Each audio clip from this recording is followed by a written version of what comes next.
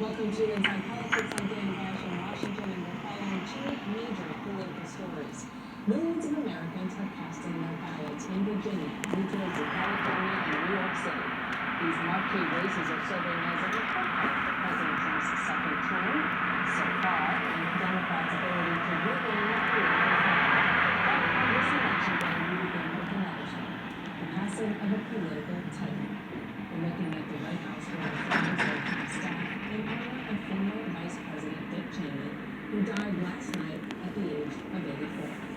Cheney was the most important, perhaps the most influential Vice President in modern times. History will remember him as an architect of the Bush administration's war on terror and war on Iraq, but his far-reaching impact on America stretches well beyond his time in the George W. Bush administration. He was Gerald Ford's White Chief of Staff, served as a House foot soldier in the Reagan Revolution, and George H.W. Bush's defense secretary during the First Gulf War. But in his final years, the man who had defined conservative politics for a generation worked with his party overnight. In our nation's 246 years, there has never been an individual who was a greater threat to our republic than Donald Trump. Joined by a terrific group of reporters, including those who knew Dick Cheney well and covered him for a while. Jamie Gendel, I'm going to start with his legacy. So, there's a question, as you said, he will be remembered as, if not the most powerful vice president in history, one of the most. He changed it from what had long been a ceremonial role to really was to George W. Bush. Bush would tell you that not people said that Dick Cheney was the puppet master, but he was not.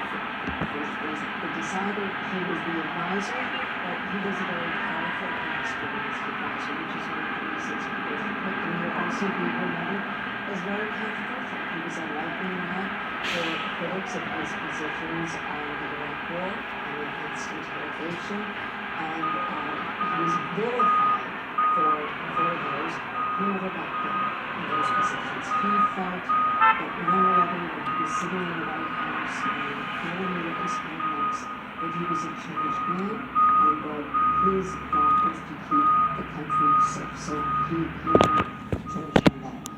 I think there's one thing, there's some people, there's a generation that does not remember Dick Cheney as vice president and think of him as Liz Cheney's father.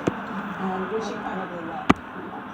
I've spoken to Liz several times in the last couple of weeks, and she really hopes that people will know that the way her father raised her, it didn't just influence her career. She followed him into the house with his family.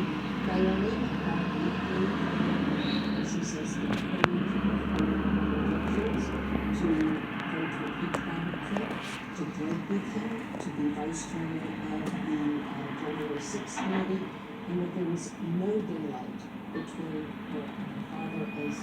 As we know, he blasted Trump, he voted for Kamala Harris. As Liz would say, he picked country over party. And we both covered the Cheney administration, and one of the things that he was very open about with reporters who a lot, maybe surprisingly given his reputation, was how much being in the Ford White House as the chief of staff to Gerald Ford after the Nixon resignation changed his view of the executive branch, because he was very upset that so much power was taken away post-Nixon. And when he was sort of overseeing that as the chief of staff of the White House, and in his second go round as vice president, he was working very hard to pull some of that power back into the executive branch. And ironically, even though he ripped out Donald Trump, Dick Cheney's role as vice president of that White House could end up helping Donald That's Trump right. at this very moment, because there were two, George W. Bush had two Christmas